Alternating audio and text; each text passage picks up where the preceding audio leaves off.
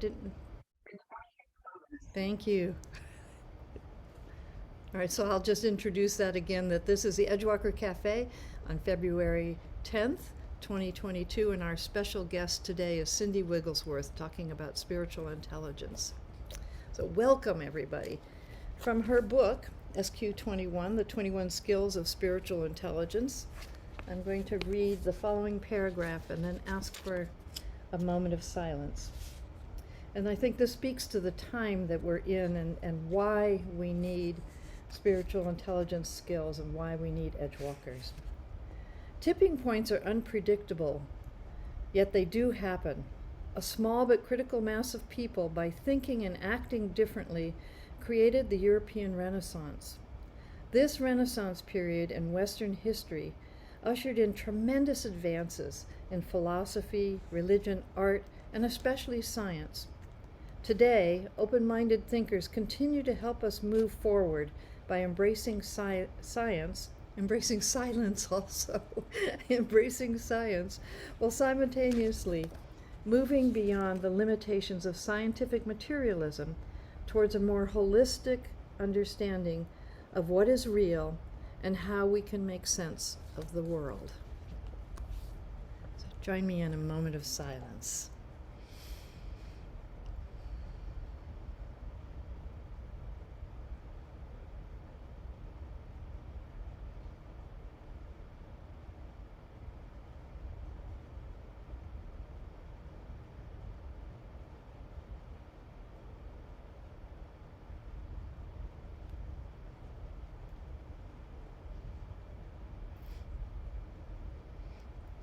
Thank you, everyone.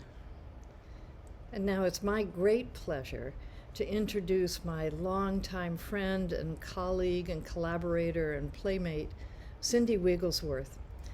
Cindy used to work at ExxonMobil in human resources and has a tremendous background in organizational change, leadership development, group dynamics, all of the organizational transformation and organizational skills that lead to helping to change a major system.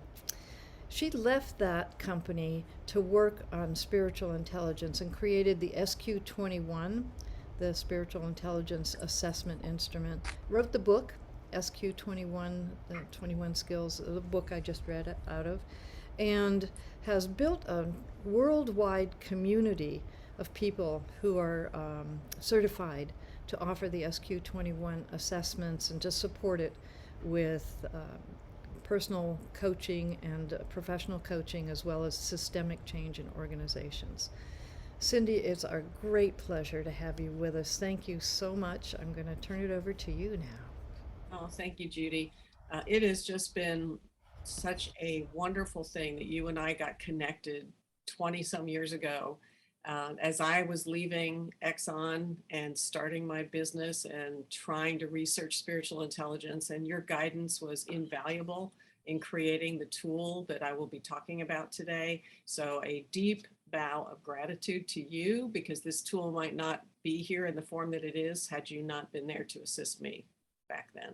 So it's very beautiful to see the weaving together of things, isn't it? Yeah, so thank you. All right, I'm going to share my screen and do a whirlwind overview of spiritual intelligence, just enough that we can then hopefully launch into deeper conversation. Host has disabled participant screen sharing, it's what it's saying. So maybe make me a host. Can you make me a host? Yes, let's take, okay. While we're waiting for that, I'll tell you that what prompted me to this was the very thing I'm going to be talking about today, which is that inner voice that sometimes speaks to you, whispers to you, or screams at you.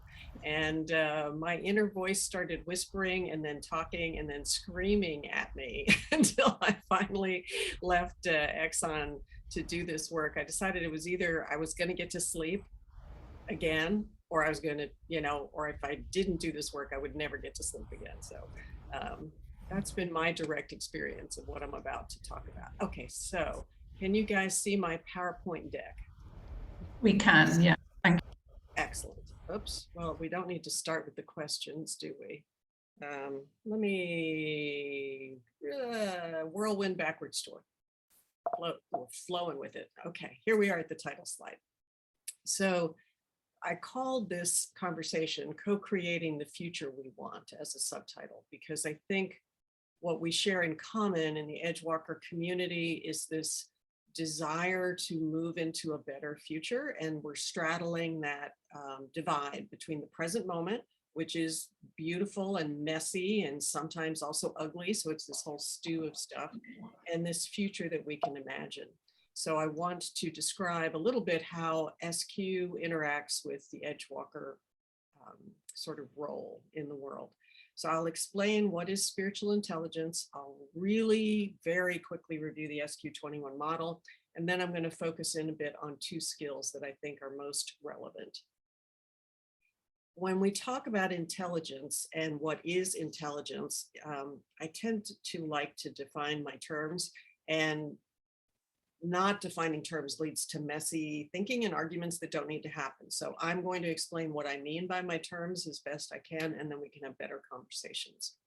Spiritual intelligence are words I chose carefully because the field of multiple intelligences was really interesting to me. I was kind of super hyper IQ developed, like all about academia and study and thinking and being a Star Trek Vulcan and, thinking that my brain would get me everything I needed. And then I realized in early adulthood that was not the whole story. So what is this field of multiple intelligence? What is intelligence? Intelligence, as the psychological world of academia tends to define it, has to include at least these two things. Something that is an innate potential brought into form through practice, like the little girl sitting at this piano may have been born with musical potential, musical intelligence capability, but it's not yet musical intelligence until she brings it into form through practice. So she needs to understand the theory of music, how to read music, she used to play a piano, and bring that into form. The end result of bringing an intelligence into form is that you get something that matters. You get what they call adeptness, or appropriately reasoned behaviors or choices. So each intelligence gets us something that matters. So when I begin workshops on this topic, I begin with a couple of questions and I have people ponder them. We don't have time, but you can just think about this. We're not going to talk about it, but just think about this. Maybe write down the names of some people who you admire, with admire being a crucial word, who you would consider to be a spiritual leader. This person or people can be alive or dead. You don't have to have met them in real world. They could even be fictional people. And they don't have to be perfect people. So just think about, write down at least one name, and then think about, for that at least one named person, why do you admire them? Because the word admire is really crucial. Now, I've done this exercise with thousands of people around the world. Oops, let me back up. And a typical list of people that come up, and this varies a little based on the culture and the country I'm in. Major religious figures might be Jesus, Buddha, Muhammad, Moses, Abraham, Lord Krishna, various saints if you're from the Roman Catholic tradition, the Dalai Lama. And there's often this overlapping category of people who are spiritual leaders and agents of change in the world of politics, perhaps. People like Gandhi, Nelson Mandela, Martin Luther King Jr., Thich Nhat Hanh, who sadly just left the world recently. And then we move into another category. Sometimes people list relatives, they list teachers or guidance counselors, authors they've loved, or other people. And working with healthcare, I've often heard nurses say that patients have been spiritual leaders for them because of what they role model. It looks like there's someone waiting in the waiting room. Just for the host to Thanks, Cindy. I've kept George keeps popping in and out. He's from India. So just thank you so much for noticing. Okay, no problem. When I ask, why do you admire these people? This is the really juicy part of the question for me. What causes you to admire these people? We may have similar names, we may have different names, but the character traits that are causing us to want to look up to these people, that make us admire them, have tremendous similarity regardless of where I go around the world. Words that describe them might include being loving, compassionate, humble, wise, courageous, faithful in spite of great difficulty, forgiving, accepting, being able to stay calm and centered in crazy times, honesty or integrity or authenticity, similar words, peaceful, nonviolent, great teachers, inspirational, great leaders, persistent, able to see the gifts inside of other people and develop them. Now, when I read this list, if we're doing a corporate workshop, I will often say, are any of these traits potentially things you don't want in your workplace? Which causes people to ponder for a moment and go, no, I actually would like to see more of all of that in the workplace. The one pushback I've ever gotten back was a very heart-opening pushback. A woman who was a physician in a healthcare system said, I worry about compassion. And I said, tell me more about that. And I could see by her face, this was a caring woman. And she said, I do cancer surgery of the face and neck, and I often have to disfigure people in order to save their lives. And if I get lost in compassion, I can't save their lives. I have to kind of keep some kind of clinical distance. And we had a really rich conversation at that point about, is compassion and empathy the same? Empathy is where you feel with the other person, you feel their feelings. Compassion to me is one step above that, where you can feel with their pain, but also maintain just enough distance from their pain to be present to them with love. And I'm going to talk about what love means in a little bit. So from all of that, I build my definition of spiritual intelligence, and I hold spiritual intelligence inside a certain context for leadership. This is really relevant for change agents, especially if you're working in the corporate world. This is a helpful slide, but I don't care where you're working. These are the 4 intelligences I think we all need to surf the edge of the future. So in order to surf that frothy edge of craziness of what's going on and how can I be useful, I think it's helpful to have these 4 intelligences reasonably well developed. IQ, or cognitive intelligence, which includes technical competence in your field of specialty, ability to do critical thinking, which has been sorely lacking lately in some of our political converse. So ability to call forth critical thinking. EQ, or emotional intelligence, which is our interpersonal skills and our ability to be self-aware relative to our emotional state. EQ, foundational for SQ. SQ, which is spiritual intelligence. I'll be describing it more. And PQ, which is physical intelligence, taking care of our body and being aware of our body. All 4 of these, I'm going to argue, are necessary. Now, you see on this, it's a bar chart. And on the right-hand side, you can be underdeveloped, developed, or highly developed. And this is one of the gifts of the field of multiple intelligence, is to help us look at these as somewhat separate lines of intelligence. So you can be highly developed on IQ and underdeveloped on emotional intelligence or spiritual intelligence or physical intelligence. So we can be at different levels on different lines of intelligence. And this is a partial but important truth. Here's the other part of the partial but important truth, is that these intelligences are also connected. So they're somewhat not connected and they are somewhat connected. So it's helpful to look at it from both angles. This pyramid for me is a developmental sequence of how we grow these intelligences. And to me, we start at the bottom, not exclusively, but you think of a newborn baby, extremely intense focus on mastering their body, focusing their eyes, lifting their head, rolling over, crawling, walking, running. So much physical mastery being built in the earliest childhood. Not to say that IQ is not developing, not to say that emotions don't matter, but developmental urgency, there's a lot of urgency around physical intelligence. You then go to school, and schools generally focus hard on the development of IQ. Doesn't mean that EQ is not growing during this time. Of course it is. Doesn't mean we're not also continuing to build our body awareness and skillful use. Yes, but school tends to focus hard on IQ. Our brains are not fully developed for emotional intelligence until about age 25, based on the research, 22, 25, 26, somewhere in that zone. And emotional intelligence becomes more urgent also as we enter the workforce and as we enter romantic relationships. You know, high school is and teenagers are crazy for peer relationships and who likes me, who doesn't like me, and the intensity of all of that, which is painful and important, and emotional self-awareness builds them. But our success in life becomes increasingly dependent on EQ as we move into committed relationships with romantic partners, committed relationships in adult forms of friendship, and committed relationships in terms of work and teamwork. So EQ has to be added next in terms of really getting pretty good at it. And a lot of executive coaching comes in where the IQ is developed and the EQ is underdeveloped. I can't tell you what percentage, is probably well over 90% of the executive coaching I've done has had to include EQ as a component of it.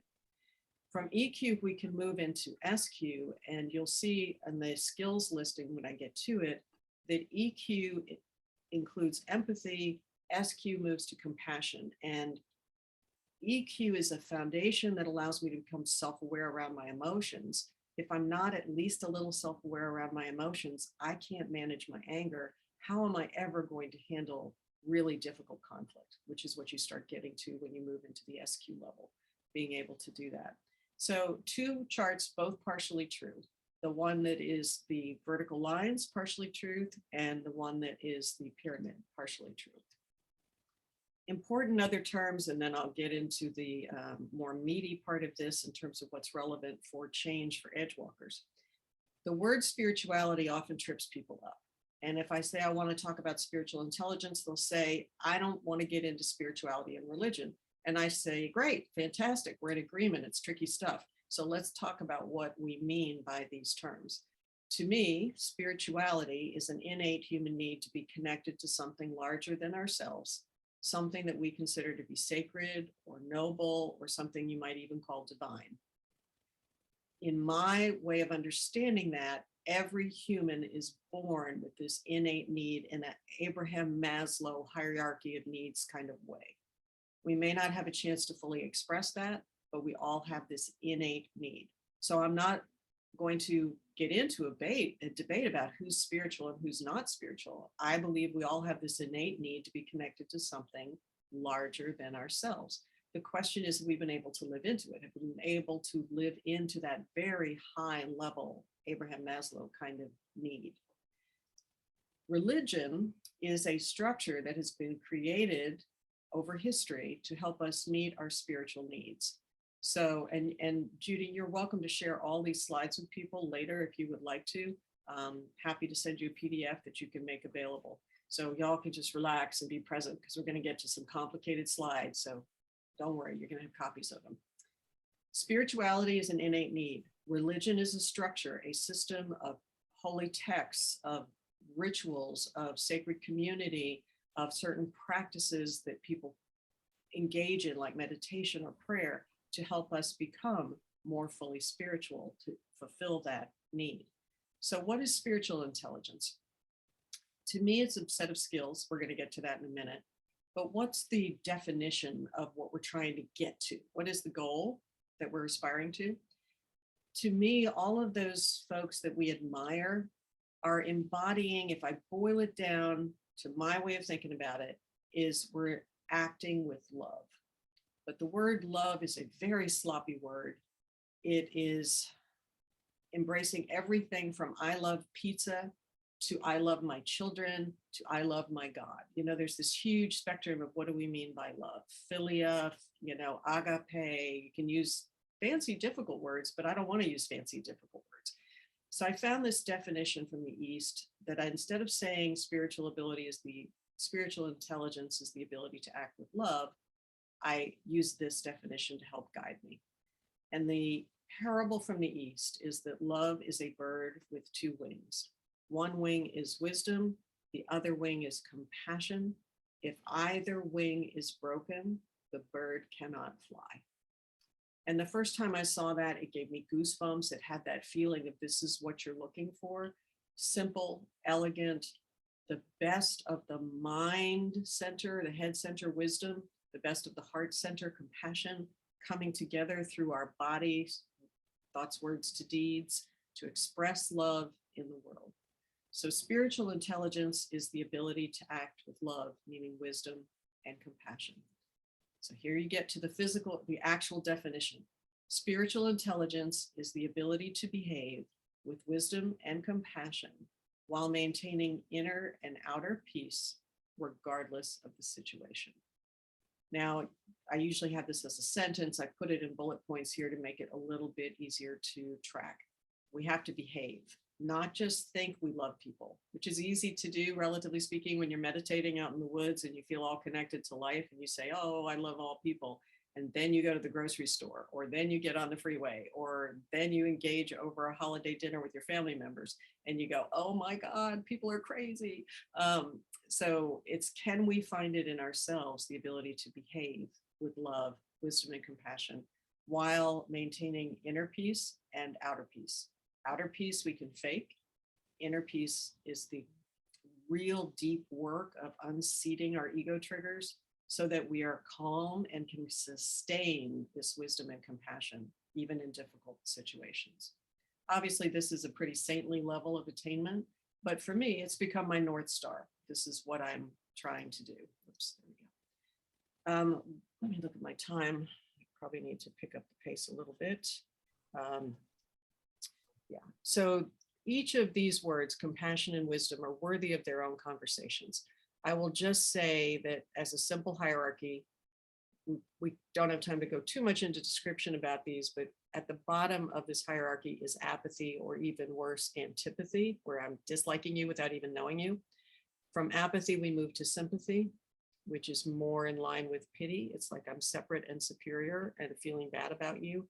Empathy, which is peer-to-peer. I feel your pain in my body. And compassion, which is a step beyond empathy, which allows me to experience empathy and also to shut down the worst aspect of empathy, which is the overwhelm that can come with empathy. Too much empathy overwhelms us, shuts us down. Closing down that overwhelm circuit allows me to stay present and to act with love in the world. How do I get to this place of spiritual intelligence? For me, the most distilled way of thinking about it is I move from being an immature ego. My ego's running my life without any conscious awareness on my part. I'm just sort of in my life, reacting to my life. I'm either self-absorbed, like this guy who's combing the one hair left on his head, or I'm outward focused and blaming people and being angry. I moved from that, so I'll just skip ahead, to living more from my higher self. These two folks, these photos, I just love it. This woman on the left, older, doesn't have any teeth left, is smiling anyway. It's like she's beyond that sort of self-absorbed, imagey thing. And there's joy in her eyes. There's like somehow, even though her face is weathered and her hands look like someone who's known hard work, she's still able to smile and experience joy. And the fellow on the right, same thing. You know, his face shows the weathering of the years, and yet there's something gentle and kind in those eyes. And it looks to me, my interpretation, like he can see deeply into what's happening in a situation. We abundantly use synonyms in this work of spiritual intelligence because people have their favorite words. So for you, higher self might be your Christ consciousness or your Buddha nature or your authentic self. We have a glossary of terms. It's on the website. The website is deepchange.com. We can send out the generic glossary along with the PDF of the slides if you all would like to have it. And that glossary has been translated into quite a few languages, also available on deepchange.com in the resources section, and to various religions so that people of different religious faiths can make connections to our spiritual intelligence terminology. So what's this model? Let's get to it. I've got a couple of minutes left, so I'm going to whip through this. But here you have this 21 skills of spiritual intelligence. It's a lot. We're not going to go through it, but I want you to know it's there. That's what the book describes. There's also more information available on the resources page of Deep Change for free. So you feel free to go there. You have to become aware of your ego self and higher self in order to, skill 16, seek guidance from your higher self. And skill 21, become aligned with the ebb and flow of life. It is our higher nature, our divine essence that allows us to sense into and to flow with what is trying to be born. I have detailed descriptions of these 3 skills. You'll get them in the PDF. But one of the things that intelligences in the psychological world mean is you have to be able to describe proficiency. What does it mean to be highly proficient in a skill? So each of the 21 skills have been described from level 1, which is beginner. So there's 0, I'm not even beginning yet, to level 1, which is beginner, all the way up to level 5, which is the highest level I know how to describe. So I would call that, the saintly level. Some of these are really hard to do. But you see at level 5, the voice of my higher self is now the principal voice I hear. Ego is now in joyful service to whatever I might call my higher self. At skill 16, you see here, this is seeking guidance from higher self. At the 5th level, the highest level, I have an increasing sense of effortless alignment with spirit or inner guidance that is so well developed that my alignment is so well practiced that most of the time staying aligned is just part of who I am. A feeling of surrender or transformation of the ego self has occurred. And then skill 21 at level 5. Well, let's look at level 4. My work is guided by natural timing. I know when to push ahead and when to pause. I observe my body and immediately notice subtle changes in my sense of being tired or being energized. These signals help me to stay in touch with the natural ebbs and flows of life. And at level 5, I live joyfully in the eternal present moment. Who I am and what I do is one effortless dance. All right, so with that, I'm going to hit stop share. We can come back to those slides as needed. But Judy, let's go into conversation.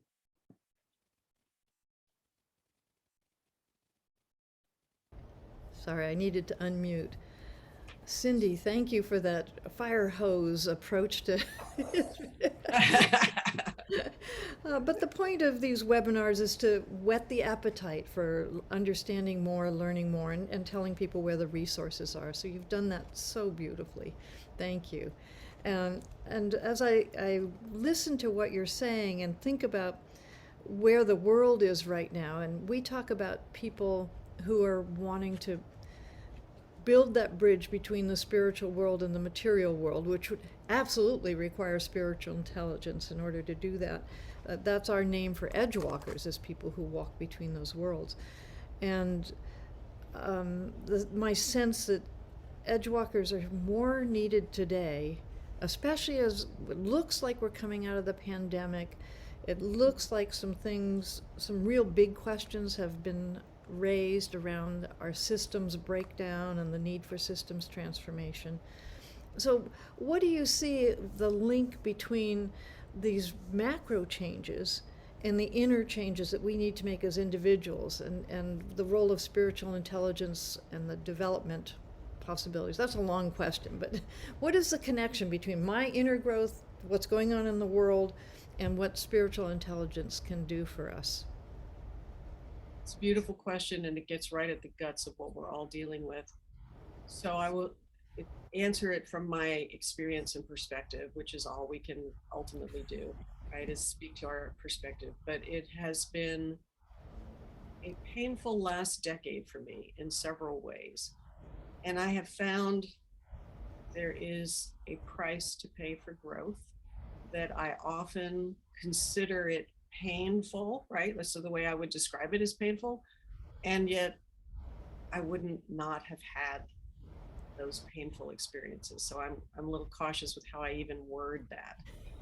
But I would say I've had streams of things erupting in me to be processed, which is almost like the purification in fire experience, where my BS needs to be burned away.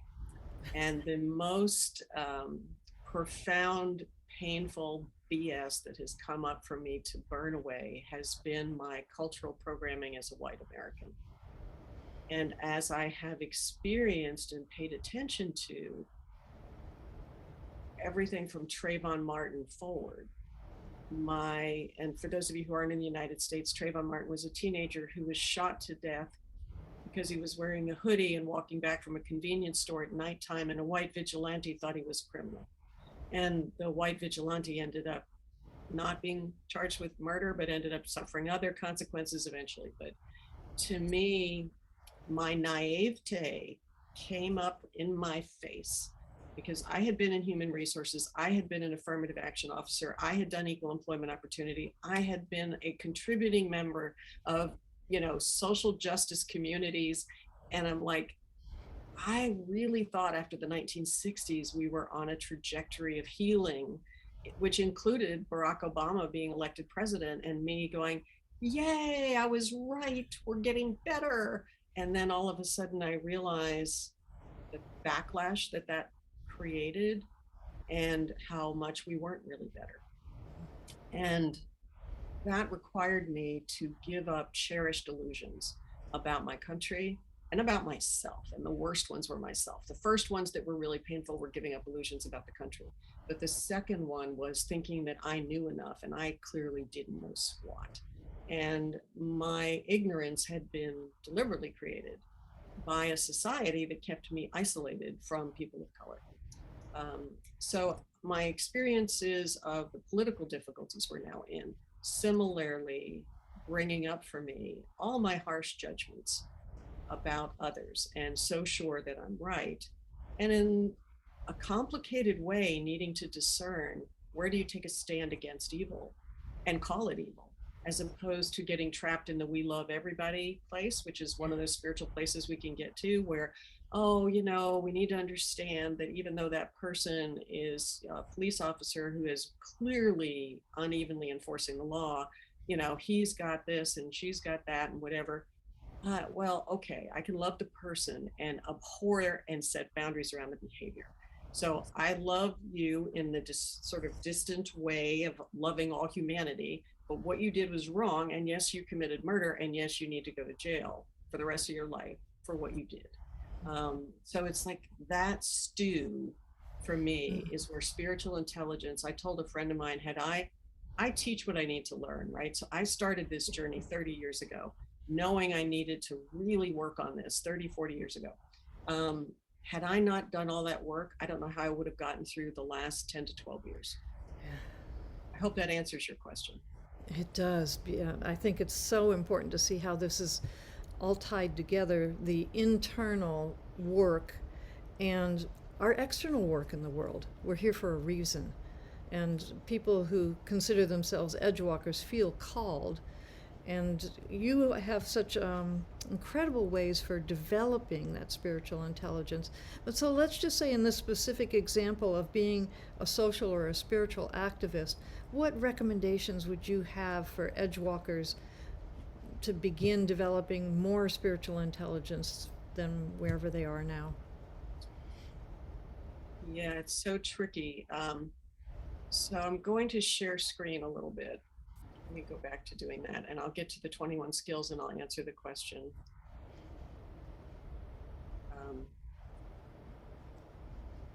There we go.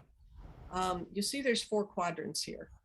The upper left quadrant is ego self, higher self-awareness. Higher self is capital S self for shorthand.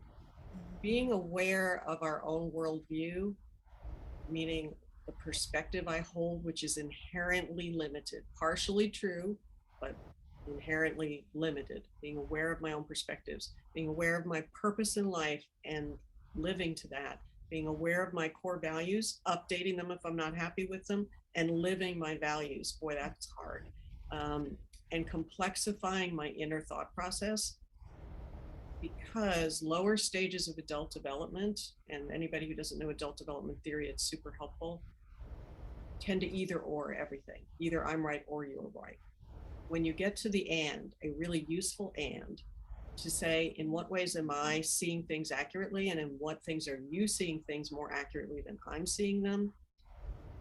Potentials for change can come from holding that space. Because if I only see either or, I cannot hold enough complexity to be a useful change agent. Ken Wilber's work has helped me here with complexifying my thought. And Barry Johnson's work on polarity management has helped me here tremendously on holding multiple perspectives. And from all of that, I can be aware of my higher self and live to my higher self much more effectively. If you don't lay the foundation, which is this upper left quadrant, if you don't lay a good foundation, it is really hard to do the other quadrants well, particularly to get down in that lower right quadrant, the fourth one, which is the outcome of being a wise and effective teacher, leader, change agent, etc. Being a calming and healing presence in the world and being aligned with the ebb and flow of life. So where do you start? Simplest way to start is probably to do a values hierarchy. If you can name your values and list them in rank order, which is most important and which is the next most important, that's great. And a lot of us can't do it, and it's hard to do it, and you need to reflect on it occasionally and then think about whether you're living it. There's lots of value clarification tools on the web that are free. And Judy, if you're interested, we have a quadrant 1 only version of the SQ21 that I don't usually advertise or offer, but for your community, I'd be happy to offer Thank you. free access to quadrant 1 as an assessment. They just would need to email me to get it. So they could you can send me a note at Cindy, CINDY, @deepchange.com. Quadrant 1 is so juicy, you'll get some very specific advice for yourself. It's a conversation you have with yourself. Don't think of it as an assessment that's giving you a score. Think of it as reflective questions that will give you feedback. And thank you for that gift. And as you talk about that, it so aligns with the 5 qualities of being an edgewalker. And self-awareness is what we say is the bedrock of everything else. Without self-awareness, nothing else can emerge. And we'd love to have the animal kingdom join our phone calls. Yeah, she felt called to come and join the call. Hi, Yuki. We need to remember how precious all life is. Yeah. So, and thank you for that offer. I know lots of people will want to take you up on that. We're going to open it up for Q&A now to give, there's a ton of comments in the chat, and I know we can't get to everything, but Cindy will send you a copy of that. And we also want to especially point out that there are several SQ facilitators on this call, and that you have a whole community of people who are skilled in using the assessment and coaching to the assessment, and that you do a lot of development work with the community itself. It's very, very rich. Thank you. Yeah, we have over 400 coaches at this point around the world. There's an online certification program, self-paced, so it's affordable and you can fit it into your schedule, and it's supplemented with live sessions that you can join for conversation, ask questions, and get some practice on coaching to the tool. When you're complete, you are allowed to debrief the SQ21 assessment, but you won't have to use the assessment to teach spiritual intelligence. You will learn how to have a conversation about spiritual intelligence in a skills-based way to help people, maybe not even using the words SQ. You just know they need to do some work on their values clarification, and you've learned something useful in the SQ process that will help you do that. My philosophy about coaching and consulting is, what would love do? What is the need here? How can I help? And if the need is for EQ, I teach EQ. And if the need is, wow, I can really see this as a skill 7 issue, they can't see anybody else's worldview other than their own, then I have some tools to help them see that other worldview. That's fantastic. Thank you. I also want to point out that somebody just put in the chat, Susan, thank you. Susan Furness, who's my partner in Edgewalkers, along with Patricia Campanile and Ellis Ralph. Susan is managing the background here and will be hosting an Edgewalker Cafe in a couple of months. And Susan and I are both certified in SQ21. And Susan just said in the chat, if you are an SQ21 facilitator, please just say hello in the chat, because we'd love to know how many of the facilitators are here. I see Judy has already said hello, and she's one of our trained folks, and Jim Lockhart is on the call. He's trained in the tool. Yeah. I've got a limited number of people I can see at the same time, but anyway, please say hi. Oh, Kianush is on the call. Hi, Kianush. We have periodic support calls and occasional live conferences with this community as well. So It's very Can I recent. pop in a minute, Judy, with some questions? Yes, this is the time. Oh, super. Thank you so much. Thank you, all of you in the chat room. You've been really, really active. And Cindy, a lot of the activity really is to offer appreciation for the clarity and for the vocabulary. You know, really appreciating that vocabulary, because words do matter, don't they? You know, yes. they really do. And also there's a couple of questions. One, I'd like to put this, Marjorie, you had a really powerful question, which Cindy, is higher self soul? Over to you. So if it's the same to you, it's the same to you. I don't mean to be trite, but like, I'm not here to play Wikipedia on people's theologies and philosophies. I think of my soul as the eternal essence of myself, and my higher self is the part of me that is communicating to the form called Cindy. So to me, it's like there's a soul, and then there's this communication channel of my higher self coming down into my brain and heart and body, communicating from that realm. But if they're the same to you, that's fine. Wonderful, thank you, Cindy. And indeed, I think that's the awesome thing about vocabulary and words, is we don't really want labels. We just want something that really resonates and nourishes ourselves. And if that is nourishing soul or is nourishing whatever, absolutely. So thank you, Marjorie, for that question.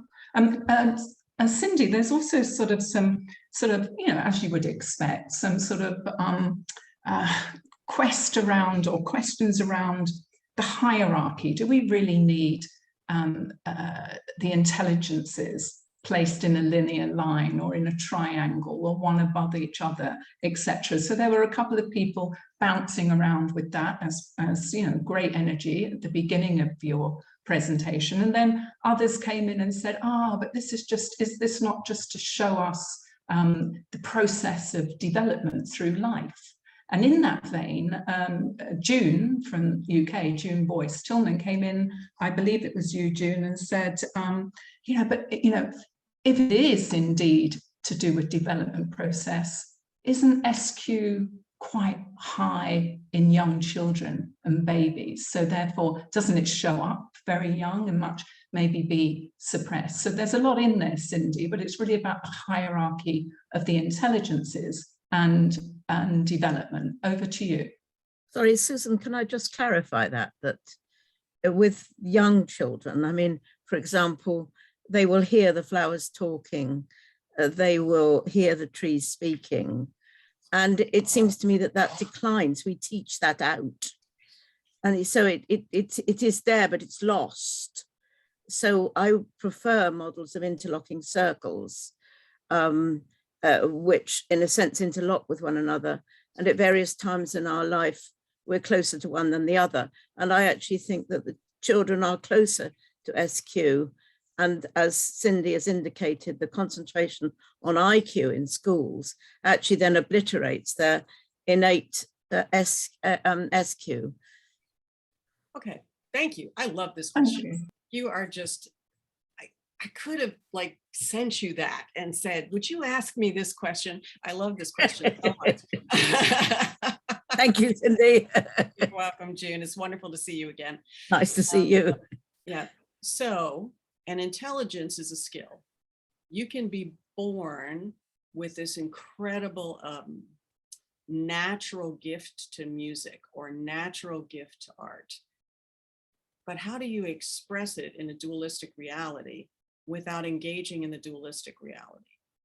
So this gets a bit philosophical, but here's a picture that might make it easier. So can you make my screen dominant for a moment? Put this in the middle. So I don't know if y'all can see this. Can you pin me? Somebody spotlight me or whatever it's called. It's done, I think. I think you should be spotlighted now. All right. So sorry, I've got blur on, but hopefully you can see this. So Yeah, if on, you keep That's good. Yeah. All right. So we have, how connected are you to God, Spirit, the eternal oneness, everything that is, and how old are you? And I think we are born highly connected. And then as we grow up, we somewhat separate from the sort of immersion with the Gaia spirit world and engage in the dualistic world. Is that a bad thing or a good thing? I don't know. I didn't set up this dualistic universe, right? But maybe I did and I just don't remember it. Who knows? But but my feeling is I'm here in this dualistic universe and I want to make a difference in this dualistic universe. So because I want to make a difference, keep trying to keep this out of my blur filter, sorry. That's good. I need to be present to the realities and difficulties of duality. At the bottom of this U, I am in my max ego. I think I'm the whole story and I am so smart. And isn't it wonderful that I'm just the coolest thing since sliced bread? And then life starts kicking me in the head and I start realizing I'm not the coolest thing since sliced bread. There's more going on than I thought. And maybe I start the spiritual journey of reconnecting, consciously, intentionally reconnecting with spirit, Gaia, the universe, life with a capital L. To me, the skills of spiritual intelligence, my ability to be an effective change agent in the world, mean I got to go through that U, the bottom of that U, in order to help other people who are in that U. And as I work on myself, I hopefully become a role model of what it can look like on the other side. Not every day, not every minute. I have my bad days and bad minutes and bad hours. But I think the purpose of life is to go through the U. So if children are born naturally connected and life starts stripping that away from them, is that good or is that bad? It's an either or question I don't want to answer. I think it is both good and bad. It's painful. We need to get some of that magic back, but magical thinking alone won't solve our problems. So I think there's a real gift to this journey, including the education and IQ. I think there's a gift in all four intelligences, and I don't want to give up any of it. Thank you for that wonderful question, letting me get on my soapbox. All right, let's unspotlight me if we can unspotlight me. Let's see. Pull that out. There we go. Remove spotlight. Judy, back to you. I think we've still got some lovely questions coming on in chat, but we've folded them in. But overall, Cindy, it's just heaps of appreciation for giving this vocabulary and some clarification. And over to you, Judy. Oh, thank you. Thank you. And I love that you. And Michael, let me see Michael's last name, Michael Bradford, was talking about the Kabbalah and when in our life journey we are supposed to start going, is focusing more back onto the spiritual aspects of our lives. And in the Vedanta and the Hindu life cycle, there's the householder stage where you're supposed to be paying attention to home and work and family, and then later to journey out into nature and to seek your true nature, that it's a stage of life. And I'm wondering, Cindy, what you see, particularly in the younger people in this day and age, in terms of that life cycle and whether or not maybe that's speeding up, or maybe that spirituality is, maybe we hid it when we were in the householder stage, but for younger people it's more okay to talk about that. And what are you seeing around the trends? I see pain everywhere, complexity like crazy, and simple answers, sometimes rarely being simple and elegant, but often being oversimple and not helpful. And I don't want to fall into the trap of oversimplifying. So I remember the anguish myself of my teen years and the existential pain I felt when Silent Spring was published and the Vietnam War was going on and the Cold War was going on. And in my heart, I felt humanity was doomed. And the rest of my life has been a struggle to prove that prophecy wrong, that humanity is not doomed. I think teens and young people feel that. They feel that harsh sense of the idealism of childhood fading, maybe ripped away from them prematurely, very young. But even if they have a good life, even if they have plenty to eat and good shelter and all of that, um, existential pain arises. And existential pain, if I could have eliminated it from my life, would have completely changed my life and I would not be doing this work. Would I have removed that existential pain from my childhood? Because mine really started at age 6, if I think about it. So I don't know. I'm hesitant to question the purpose of life and its wisdom and the evolutionary pressures it puts on us. But I think our children need a lot of support and love because their parents have created and their grandparents have created systems that are broken. Yeah.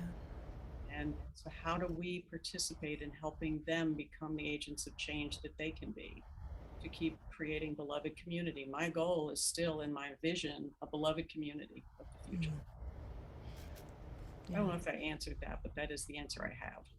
Yeah, thank you. No, that's deeper than I was asking the question, so I really appreciate where you're coming from and the wholeness that you're tapping into.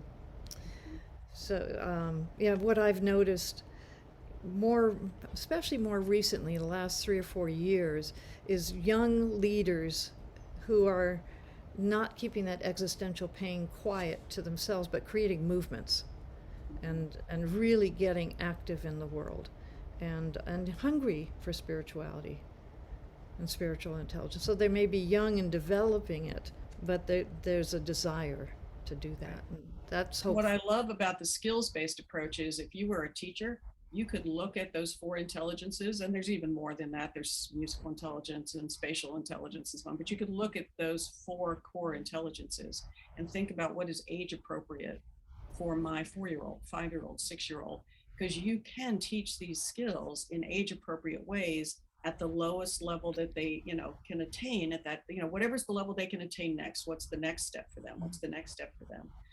And maybe help these young people become the full potential change agents they can be. Is there anyone in the SQ community who's designing a curriculum like that? I wish there was. One of our coaches, Jonathan Dunneman, is actively seeking people who are doing work with children that might be related to spiritual intelligence. We've had various people want to take it into schools and start the work to do it. Abby was one of them, actually. She started trying to write a curriculum. But it never, to my knowledge, has never come forward as a product that I could say, here's the product, Yeah. But if the right people at the right time want to work on it, I'd be happy to support the effort. Thank you. And that ties into another academic question around, is there research going on with the SQ21? So the answer is yes, from time to time. It is a big, complicated tool. There's over 150 questions in the tool. It's a very complicated scoring system, 21 skills. It just is a lot of variables. And so it has to be somebody with a stomach for a big, complicated tool and willing to go through the certification training to understand what it is they're looking at. Yeah. Or they need to partner with someone who's been in the training so they understand what they don't, you can't just take the number without any sense of what the number means. But I would love to see more of it. At some point, I trust the universe will provide the right person who will be able to help make it a more researchable tool, maybe get it down to 40 questions. But I am not a PhD, never had the stomach for the stats either. I've always hired people who were good at that stuff.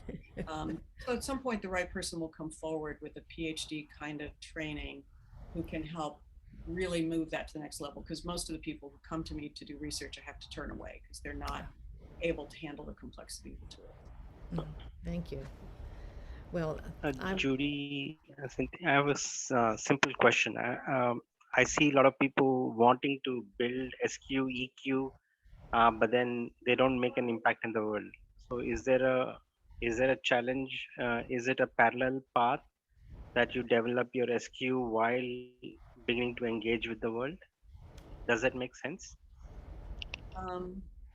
Let me repeat back. It feels like there's 2 questions. can you teach this stuff while you're still learning this stuff? And the answer is yes. There's no other way to do it because I don't think you ever finish learning. And part of teaching it is to deliver back to me, for me, the humility to realize, oh, I don't really explain that very well, or I don't really understand that as well as I should, or I never thought about it. So we have to teach it while we're learning it. I don't know another way to do that.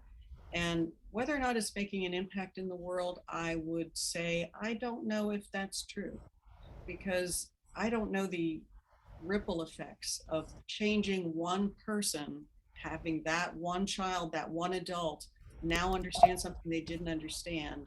What difference would that make? I don't know. But I do it anyway. Yeah, thank you. Thank you. Reminds me, yeah, thank you, Shakri.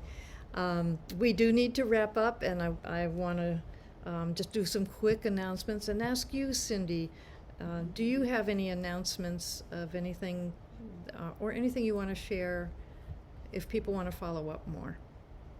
It would be super wonderful if people felt inclined to buy the book, which is also available as an audio book with me reading it. So if you want it on Audible, you can listen to it as an audio book. The paperback comes with a foreword by John Mackey, Whole Foods CEO and Conscious Capitalism founder. You can take the Quad 1 for free. If you want to take the whole 4 quadrants of SQ21 assessment, you can contact me and we'll make that happen and get you a coach to help you with the debrief. The certification training is available online. You can purchase that if you decide to do it through deepchange.com. You'll get linked out to our Deep Change University website where you purchase that. And otherwise, I'll just share a tidbit. I'm an artist and I paint. And one of the things I know, like you do with music, Judy, is there's no way to do it except just get out there and do it. There was a great little tidbit I saw come into my email box right before this call, so I decided to share it, which is, it was called Make a Lot of Pots. And it's like, how do you become a great potter? How do you make beautiful art with pottery? You have to make a lot of pots. And the teacher broke her class into 2. One group was given the task of make as many pots in the next 3 months as you can make. The other one was told to analyze and think about the best pots and what makes a good pot. And then they both had to submit their best pots. Far and away, all the prize-winning pots came from the people who made the pots. Get out there and make your best discernment. Use your wisdom, use your heart, and do the best you can. And every day will be a learning experience, and you'll become a better artist. That's it, spiritual artistry. Cindy, thank you so much for today and for the shared journey that we've had and that our 2 communities have, our overlapping communities have had. And yeah, let's go make a lot of pots. Yes. I'm Thank going you. thank you. I'm going to make 2 quick announcements, and then I want to turn it over to Ellis to close us out. We have an Edgewalker Cafe coming up exactly 4 weeks from today on March 10th with our other associate, Patricia Campanile, who's in an airplane right now and will be watching this, so we can all go, hi, Patricia. And she will be doing a panel of the 3 of us talking about the basics of the Edgewalker model. And then in April, Susan Furness is going to host a conversation with Paul Haas. Paul Haas is a spiritual teacher to us. He's a symphony conductor who has found his own unique way of meditation that he calls sensate yoga. And so he's going to share some of that practice with us. The other announcement is that we have an Edgewalker program going that's a virtual program. It starts next week. It is full, but we will take a wait list. So if anybody's interested, just contact me. And I now want to turn over to Ellis Ralph, who's been a part of the Edgewalker journey for years and a part of my journey, because he's my dearly beloved husband and is a wonderful singer and songwriter. And Cindy, he chose a song to go with the SQ skill of SQ21, skill 21, I'm sorry. Awesome. The ebb and flow of life. So over to you, Ellis.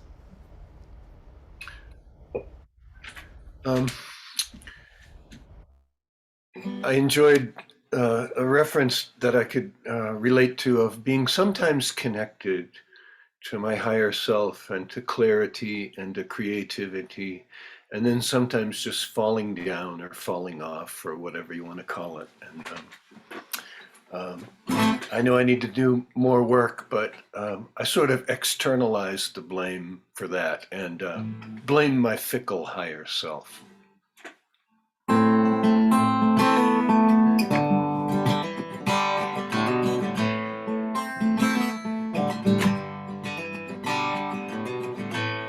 When my muse is riding high, like a full moon in the sky, she shows a light that glows so bright that it throws black shadows in the night. When my muse is riding high,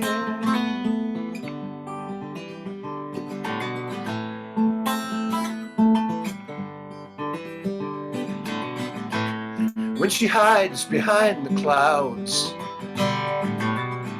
I'm beside myself with doubt. Her silver lining up so high might be fine, but down below I find I'm so blacked out.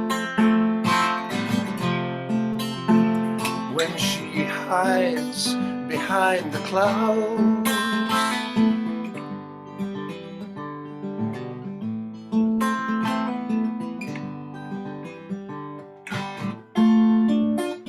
in and out of view, comes and goes my muse. Nothing I can do without her, without her. Why she changes so, I can never know.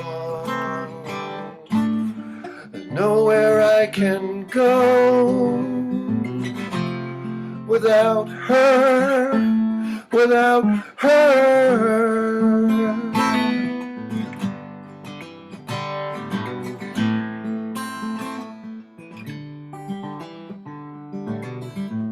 When she moves out of my view, like the moon becoming new, then too much darkness feels like too much blackness to even make it through. When she moves out of my view,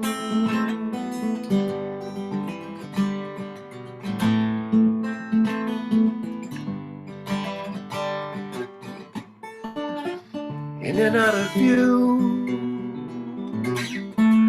comes and goes my muse. Nothing I can do without her, without her.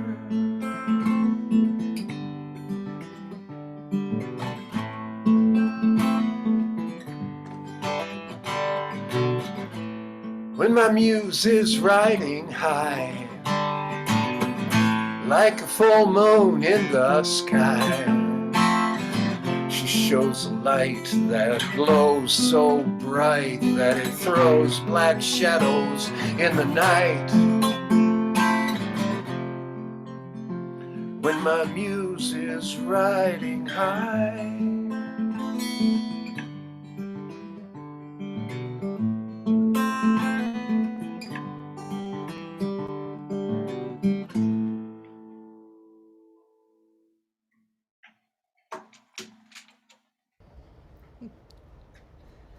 Thank you so much, Alice. Thank you, Cindy. Thank you, Susan. Thank you, everyone who joined us today. And as Cindy said, let's make a lot of pots. And I added, let's make a lot of songs. Awesome. Thank you, everybody. Thank you, Judy, for this wonderful time and for your friendship. And Ellis, thank you for that beautiful piece of music. And Susan, for your beautiful moderation skills. And everybody who showed up, love and blessings to you. Yes, and thank you all. Thank you, Judy. Thank you, Cindy, Alice. Bye, everyone. Thank you. God bless. Thank you. Take care. Thank you for coming. Bye. Bye-bye. Bye.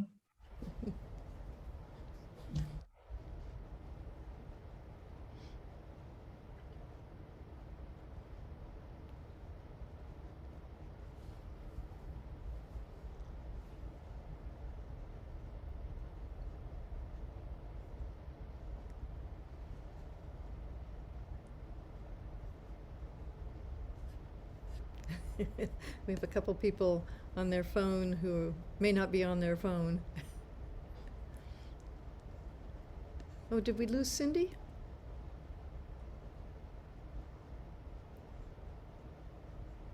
Yeah, we lost Cindy.